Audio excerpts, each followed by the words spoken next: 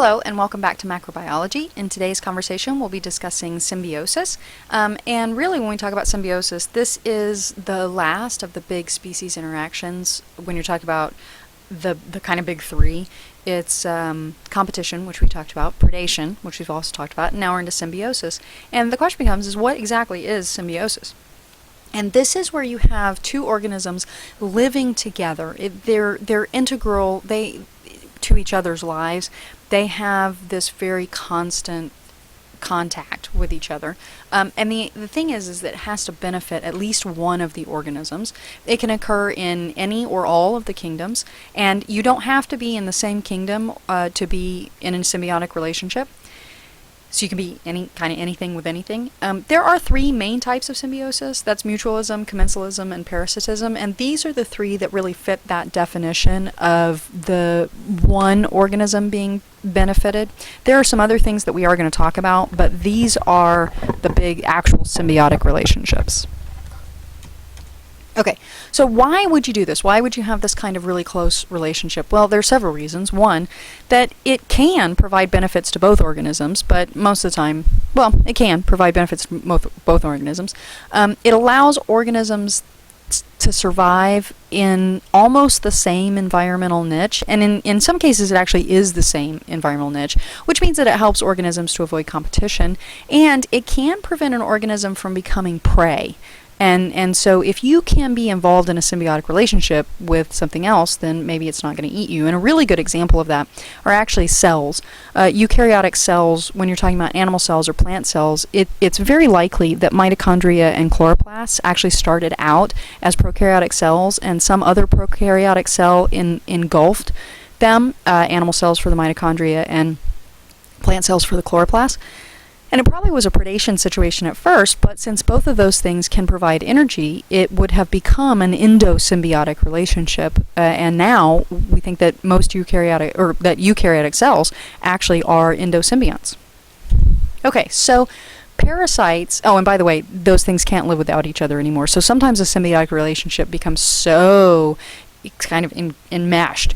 These organisms become enmeshed in it that they can't survive without each other. But let's talk a little bit first about parasites. Parasites are the ones that you're probably most familiar with. So parasitism is where you have one organism that's benefiting and one that's actually being harmed. And we really divide all symbiotic relationships up into two categories. That would be endosymbiotic and ectosymbiotic. And so when we talk about parasites, this is where you see this kind of differentiation most commonly, because you're usually trying to treat parasites and kill them. And so when the parasite lives inside the host, that's going to be an endoparasite, and when it lives outside the host, it's going to be an ectoparasite. And here are some examples of each of those.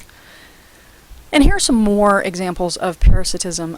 Bedbugs, which is something that is on the rise, kind of sad, but bedbugs are these little teeny insects that come out at night and they feed on blood, so they actually bite you. And they're disgusting, but well, at least I think. Some people love bedbugs, so there you go. But they're actually ectoparasites because they're going to be on your skin. A tapeworm is an endoparasite because it actually eats by attaching to your intestinal wall, and it absorbs all of your nutrients. This harms the host because the host does not get the nutrients and becomes weak. And that is a tapeworm exiting a goat, which is pretty disgusting.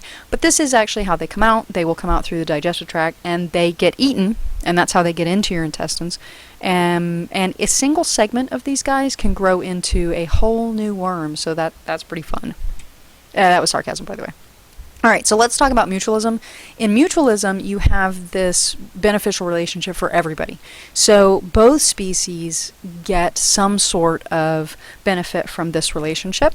And otters and kelp are a really good one. The otters actually live within the kelp, and they eat sea urchins that endanger the kelp, because the sea urchins will come and actually eat the bottom of the kelp and where it anchors to rocks, and then it'll float off and die. And then the kelp actually provides shelter because it buffers the waves that are coming in, and the otters can anchor to it. so they don't float away. And so you have this really great relationship. And this actually forms the sea urchin, the otter, and the kelp, just as a side note, form this sort of keystone triumvirate, if you will.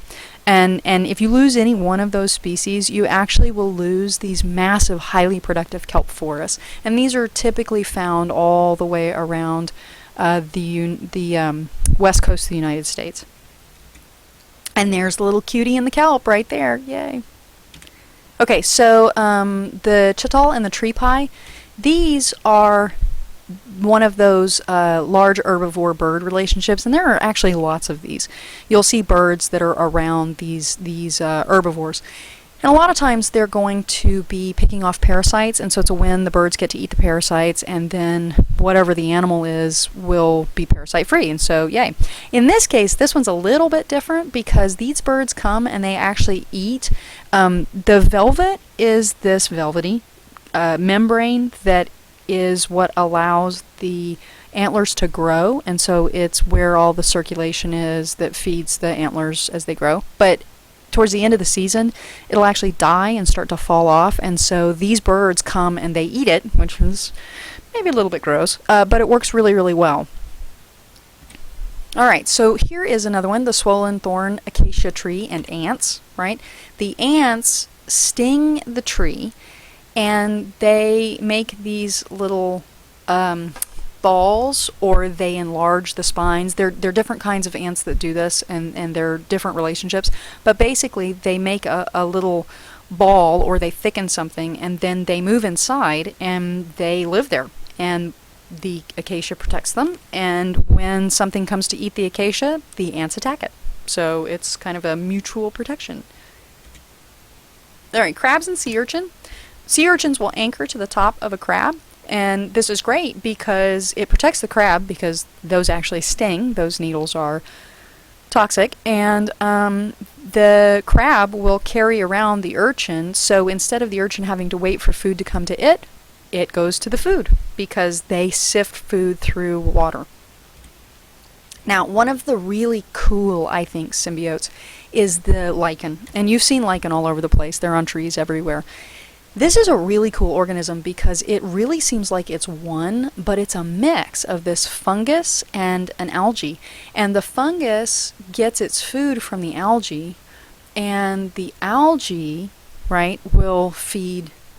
Sorry, the fungus gets its food from the algae, and it also feeds the algae, and so there's this great cycle, and it's really cool. And the fungus will actually form around the algae to keep moisture in, because algae is a water plant, but here it is living on a tree, so it has to stay really moist. And lichen are really cool for another reason, because they actually get everything else they need directly from the air, which makes them very, very good air pollution indicators, because they're very sensitive to pollutants, like I said, because they're taking things in from the air, and that makes them kind of extra special.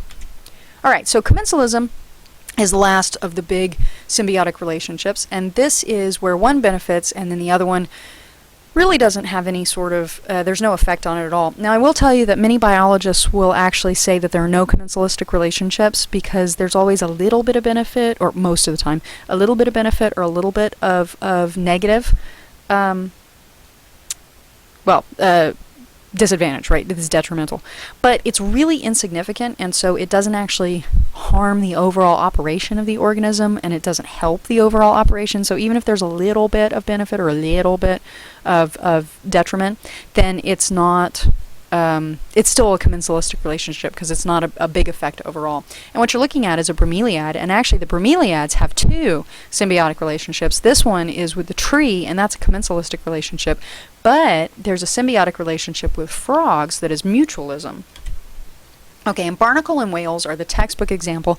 This is probably one of the very few truly commensalistic relationship, and that is because the barnacles will anchor on the whale, and the whale probably has no idea that the barnacles are even there, but as the whale swims around, it works like the anemone and the crab deal for the barnacle, because the anemone, right, needed to move to the food. Well, the barnacle needs to move to the food too, but the whale has such thick skin and thick blubber that it probably doesn't even notice at all. oak gall wasps and oak trees, this might seem like it's the acacia and the ant situation, but in this case, the wasp stings the tree until you get this big tissue, this big scar tissue ball, and then it eats its way through and it turns it into a nursery. And when the larvae hatch, they actually will eat what's inside the gall, but this doesn't affect the tree at all. Then they hatch through and they fly away and, they're gone. So the oak tree is really unaffected, but the wasps have to have this gall or they can't reproduce. And then here's another commensalistic relationship, which is the man-of-war fish and the Portuguese man-of-war jellyfish. We have mentioned these before because they are very poisonous and they cause horrible stings. But here's the deal. These little man-of-war fish are immune to the poison, so they hang out in the tentacles and they just kind of swim around. Doesn't affect the jellyfish at all, but they receive protection from predators. All right, now there's some other kind of symbiotic relationships, but they're not actually symbiotic per se because there's not a benefit, so you can put that symbiotic like in quotes. So amensalism is one where you have one species actually suffers while the other one is unaffected. It's just doing what it does, but what it does results in species suffering. And a really good example of that is the bacteria that produce antibiotics will kill the bacteria around them, and it turns out to actually be beneficial to the bacteria, but they just release this antibiotic and it kills everything around them. The salt cedar is a really good example of that because it lays down this field of salt around it and it kills all the grass, and then no other grass can grow. So it's detrimental in the first when it kills anything around it, but then after that all it does is prevent things from growing around it. So that's how that works. Here's the salt cedar. You find them all over the place here. They're not actually native to here, but they're around. And then these are wood lice, or pill bugs, or sow bugs. These are actually sow bugs, but pill bugs, roly-polies, sow bugs, wood lice, they're all the same kind of a thing. And there are lots of beetles that you'll find in logs. If you go and you turn over a log, you're going to see all kinds of little things there. What you're talking about here is saprophytism, and this is where you have one organism that's feeding and living inside a dead or decaying organism, plant or animal. And it's not really symbiotic because you have a live organism and a dead organism, so the dead one doesn't really count for symbiosis. But these guys will spend their entire lives, and their life cycle will all occur inside this dead or decaying organism. All right, so when we look at what we've talked about, these are actually all of the interactions. When we talk about symbiosis, we're talking about commensalism, mutualism, parasitism, and you can see there's a benefit to everybody there. And then you've got the no effect, win-win situation, win-lose, because the parasite harms everything. And you can compare those to competition, where in competition it's really negative for everybody, which is why competition is unstable, and eventually there are ways to minimize competition. And then predation, well, the one that eats it, yay, and the one that gets eaten, not so much. And then when we add amensalism in here, there's no effect here, and it's a negative for the other one, and then there's a positive effect and no effect here because it's dead. All right, so that's just kind of a breakdown of what we're looking at. And you can see we use a plus for positive, a minus for negative, and a 0 for nothing. Okay, so here is a little quiz for you, really quickly. Let's name the relationship. An eagle hunting a mouse. That is predation. A tick feeds on the blood of its host and may carry diseases. If you said parasitism, you are absolutely correct. A flower lives on a tree and absorbs water from the runoff, and the tree is unaffected. If you said commensalism, good for you, because that's right, that's like the bromeliad. Other flowers do it too.